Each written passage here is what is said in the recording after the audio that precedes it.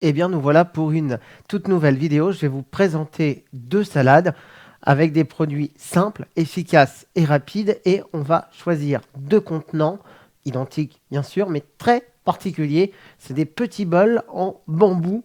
Regardez, ils sont là, plastique et bambou. Et on va dresser nos salades directement dedans. Alors, ce ne sont pas des salades faites avec des restes, c'est fait avec amour, du fromage. Vous allez voir, ce qu'on va faire est assez particulier, puisqu'on va mélanger le sucré, le salé. On se fait deux salades express parce qu'on en a besoin là, tout de suite, maintenant. On veut manger à 2, à 3, à 4, à 5. C'est vous après qui faites le calcul avec les quantités que je vais vous donner. Et on va faire quelque chose d'assez simple.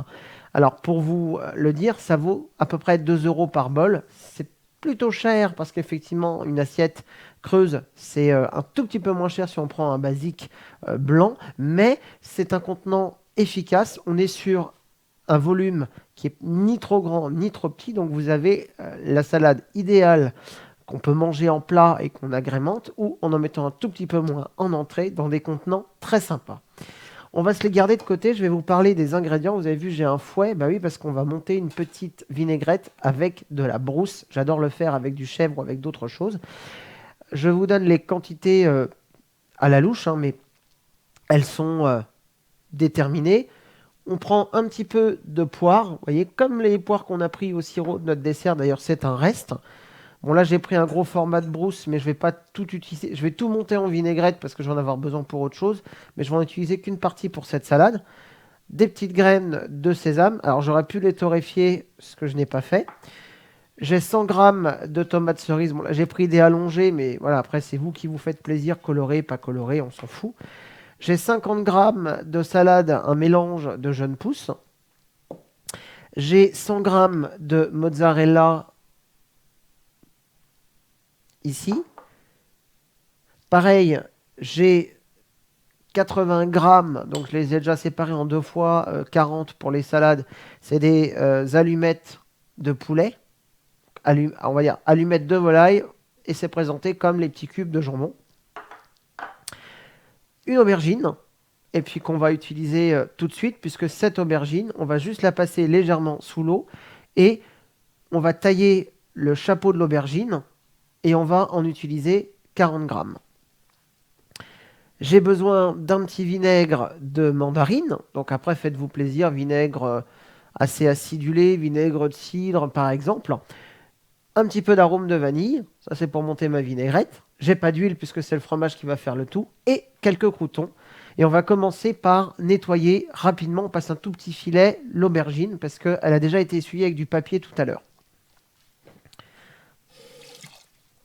Quand on veut couper une aubergine, la grosse erreur qu'on fait souvent, c'est que, bon, déjà on fait ça, c'est plutôt cohérent, même si on ça, et on garde, on met dans un bouillon de légumes, on le réutilise pour une soupe, et puis on vient faire pareil ici. Et c'est là qu'on se trompe parce qu'on va perdre beaucoup de l'aubergine, alors qu'en fait on va suivre la forme du chapeau, vous voyez, qui est en forme de triangle, donc on va couper notre aubergine en biais.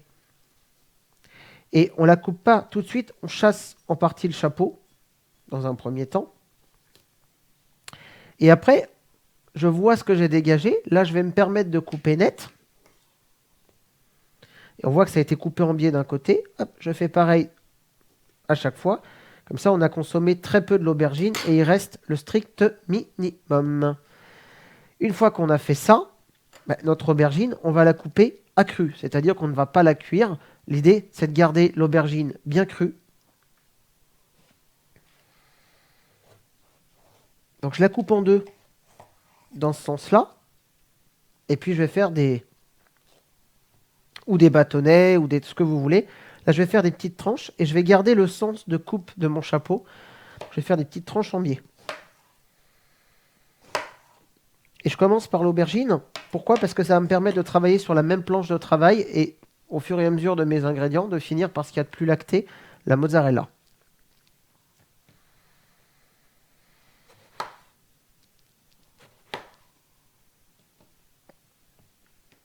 Et donc, je vous ai dit, je ne fais pas l'intégralité de l'aubergine puisque je ne vais en mettre que 20 grammes par salade.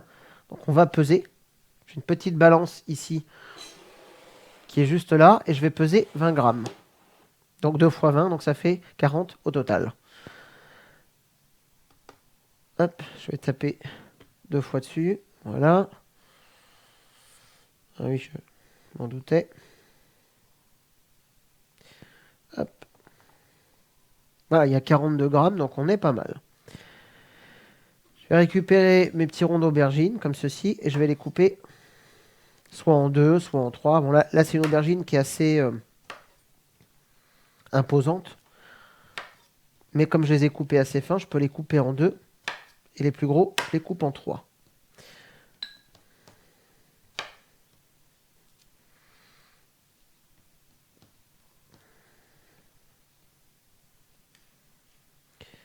Hop. Voilà, ça, c'est chose faite. On va faire pareil avec... Bah, il ne reste plus que la mozzarella, puisque le reste, c'est déjà prédécoupé. Ça va extrêmement vite. Donc là, la mozzarella, il y en a 100 grammes. On en met 50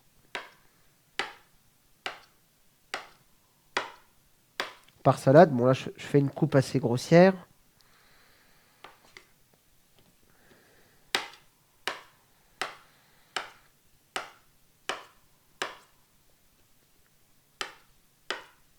Et je fais toujours attention de bien avoir mes doigts recroquevillés, comme je vous l'avais déjà dit dans une précédente vidéo. C'est hyper important. Une fois qu'on a fait ça, notre salade, elle est quasiment terminée. Ce n'est que de l'assemblage. Regardez, je prends mes 2 bols qui sont ici. Hop, ma petite balance.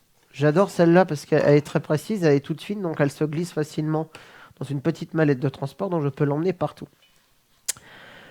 Ma belle salade de jeunes pousses, fatiguée, travaillée, non, non, elle est magnifique, je plaisante. Hein. C'est un petit mélange. Et j'ai dit, il y a 50 grammes, donc 25 grammes par bol. Mais je pense que 20 grammes, c'est déjà suffisant quand je vois la salade, c'est que du volume. 23 grammes.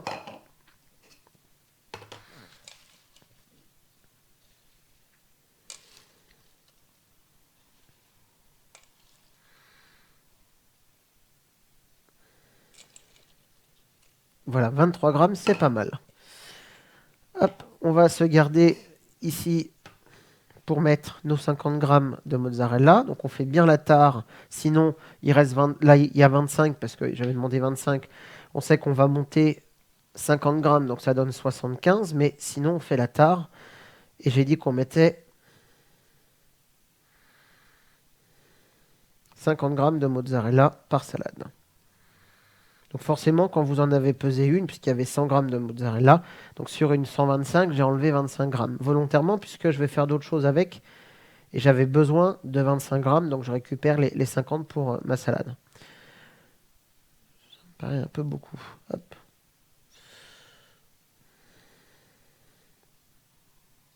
Voilà, donc du coup, là, je sais qu'il reste 50 grammes. Hop. C'est parfait. J'ai déjà séparé mon aubergine en 2, c'est-à-dire celle que j'ai coupée en 3 d'un côté, pareil de l'autre, et puis les autres morceaux en 2, donc j'ai à peu près le même volume d'aubergine. Je mets ça dans mon petit bol comme ceci. J'ai fait de même avec le jambon tout à l'heure.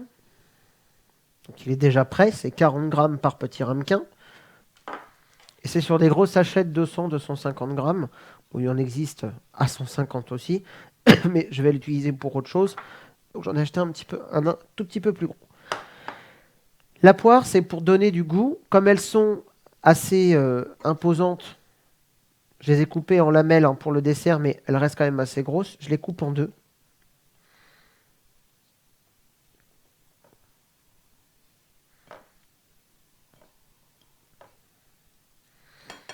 Je vais mettre, allez, 4. Hop, je vais faire pareil avec une grosse par ici. Celle-là, elle est vraiment très grosse, donc je peux me permettre de la couper en 3. Je vais en mettre une plus petite coupée en 2. Hop.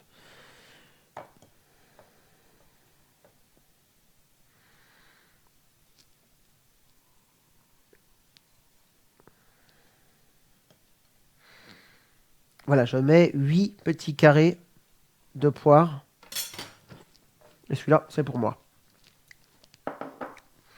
On va passer à la tomate cerise. Donc là, c'est pareil. Il y a 100 grammes de tomates cerises. Je suis en train de réfléchir.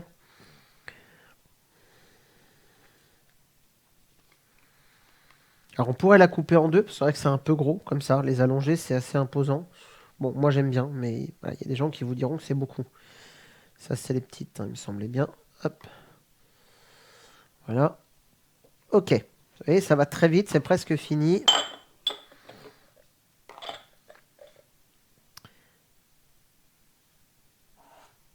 On va prendre nos petites graines de sésame. On se les met de côté, ici. Et on va travailler notre brousse. Donc là, alors soit là-dedans, soit si vous avez vidé l'intégralité de la salade dans le grand cul de poule. Hein, c'est sympa aussi. Et alors moi, je l'ai vidé ici. J'ai pas enlevé l'eau. Donc le petit lait, la petite eau qu'on trouve dans le fromage. Parce que ça va me permettre pardon, de liquéfier légèrement mon fromage. On va se mettre un tout petit peu de vinaigre. Donc une petite cuillère à café. Allez, je vais être généreux parce qu'il faut que ça sente bon. Puis là, j'ai quand même une grosse brousse de, je crois, d'à peu près 500 grammes. Donc 2 belles cuillères à café de vinaigre. Ça va donner un petit côté acidulé la mandarine. Et je l'ai déjà fait. Donc là, c'est plutôt une cuillère à soupe.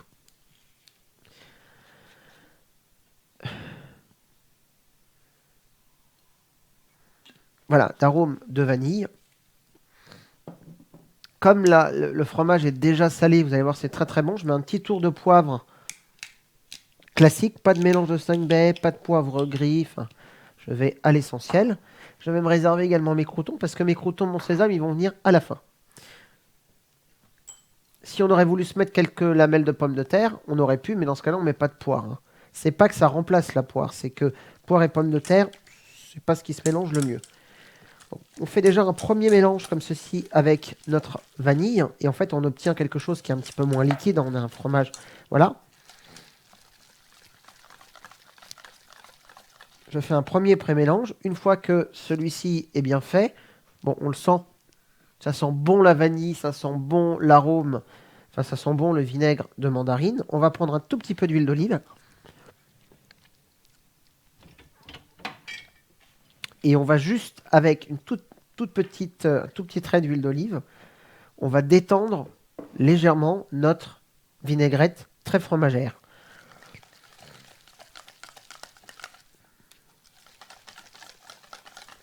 Mais elle va rester quand même assez compacte et ça va monter comme une petite chantilly. Et là, on va se prendre une belle cuillère à soupe et on va se mettre... Pardon. Excusez-moi. Ce sera mélangé après. Donc on va se faire comme si on faisait des petites quenelles. On va se mettre une première quenelle comme ceci au milieu. On se fait la même chose ici. Pour avoir quelque chose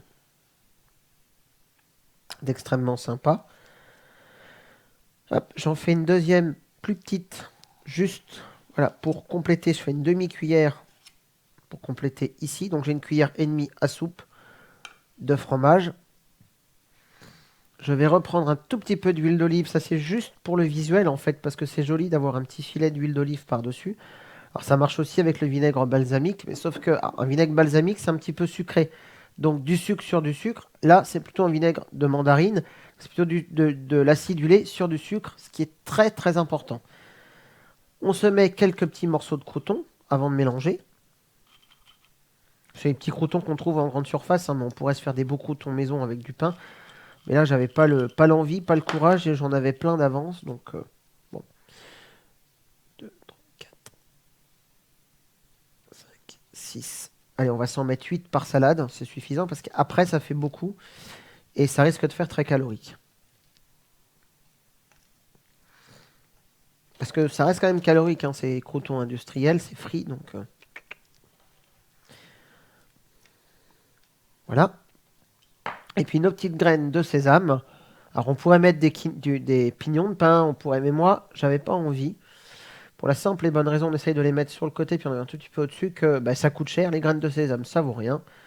Maintenant, on trouve on trouve des jolis petits sachets comme celui-ci. Alors, j'en avais déjà dans un autre pot, mais je voulais essayer celle-là parce que c'est un petit peu moins coloré. On a 150 grammes et ça vaut 1,25 €, 1,30 €. Donc, c'est pas très très cher, ça a fortement baissé. Et voilà le résultat. Je vais faire un tout petit peu de place pour vous montrer ce que ça donne. Vous avez deux magnifiques bols salade prêts à consommer. C'est express, c'est rapide, c'est... Voilà, regardez ce qu'on va manger ce soir. On va se faire comme plaisir avec ces deux magnifiques salades. Et vous répétez l'opération. Donc là, avec 500 grammes de brousse, vous avez de quoi faire au moins 5 à 6 bols. Si vous voulez faire plus en réduisant la teneur en brousse, c'est possible, parce que c'est pas donné. Vous prenez un petit fromage de chèvre frais, mais au lieu de prendre le chèvre frais qui ressemble à la brousse, qui est rond, comme ça, vous prenez les pyramides qui sont moins chères, vous mélangez, vous mettez un tout petit peu plus d'huile d'olive, donc ça va sentir un peu plus l'huile d'olive. Si vous avez un petit peu de lait écrémé, par exemple, ou demi-écrémé, vous mettez 1 à 2 cuillères à soupe. Et ça va, vous aurez donc effectivement une vinaigrette un petit peu plus liquide, un peu moins montée en chantilly, mais ça aura quand même une petite tenue. On met un petit peu d'arôme de vanille. Si on n'a pas de vinaigre de mandarine, comme je vous ai dit, un petit vinaigre de cidre, ça fonctionne très très bien. Ou un vinaigre de vin très acidulé, mais quelque chose de très acidulé. Sinon, vous prenez un vinaigre blanc, parce que c'est plutôt l'idéal pour tout ce qui est vinaigre comme ça. Et vous mettez dans votre vinaigre blanc un petit peu de jus de citron, un petit peu de jus d'agrumes, si vous avez par exemple du jus d'orange, que vous utilisez le matin pour le petit déjeuner. Je vous montre également la photo sur Facebook. Je vous invite à venir désormais nous retrouver sur notre site internet. Alors, c'est pas le site que je voulais au départ, mais pour des questions de budget, on a trouvé moins cher et on a trouvé une astuce. Je vous en parlerai plus tard pour effectivement ne pas... pour pouvoir changer de site en fait. On pourra moduler le site comme on le souhaite. Aller sur des sites plus professionnels. Ouvrir d'autres choses en gardant le même nom de domaine. C'est pour ça que désormais, vous pouvez nous retrouver sur croquementbon.fr. Comment ça s'écrit? Croque, C-O-R-C. Ment, M-E-N-T. Et bon, B-O-N-T. Et si vous voulez nous contacter, c'est toujours la même adresse email, sauf qu'elle a changé de nom, mais ça arrive au même endroit. C'est contact@croquementbon.fr et dans très peu de temps, on est en train de travailler dessus. On va avoir un standard, un répondeur téléphonique pour que vous puissiez nous contacter et nous, on s'engage à vous rappeler derrière. Bien sûr, l'idée, c'est que on ne peut pas décrocher parce qu'on est très occupé, on n'a pas le temps. Donc, voilà, on va mettre en place un répondeur téléphonique pour que vous puissiez nous répondre. Sur cette nouvelle plateforme, ça vous permet d'accéder aux actualités. Donc, vous allez savoir où on est, ce qu'on fait. Vous allez pouvoir cliquer sur les vidéos, ça va vous renvoyer ou sur YouTube ou sur Dailymotion, mais également sur nos chaînes directement, parce qu'il y a des liens pour arriver sur la chaîne. Et puis, vous avez un espace recettes qu'on est en train de développer, dans lequel on va ajouter des recettes. Il y en a déjà, ce qui va vous permettre d'avoir des recettes. Et puis, on vous propose de bien lire, avant de cliquer, puisque vous avez vu, on vous met des petites astuces. Par exemple, sur votre clavier, vous faites CTRL plus F et vous avez notre barre de recherche qui apparaît, qui n'est pas automatique puisque sur ce site, c'est pas inclus, c'est une option avec le clavier et ça va vous amener une barre de recherche. Vous allez pouvoir taper, donc retrouver directement nos vidéos ou retrouver directement la recette que vous avez choisie. Et puis sur le site, vous pouvez également nous contacter. Il y a un espace pour nous contacter. Donc ça évolue. On vous remercie pour les commentaires et les messages privés, puisque grâce à vous, on a déjà un site internet et bientôt, on va mettre en place un répondeur téléphonique et vous allez pouvoir nous contacter et on s'engage à vous rappeler. Vous le savez, avec Croque-Mon-Bon, c'est croquemonbon.fr, YouTube, Dailymotion, Facebook, Instagram. C'est aussi en physique. Venez tester nos recettes. On vous attend pour des ateliers particuliers ou bien on vient chez vous et on fait votre recette ou vous venez la faire ici. Et je vous le rappelle, avec Croque-Mon-Bon, gourmandisez bien.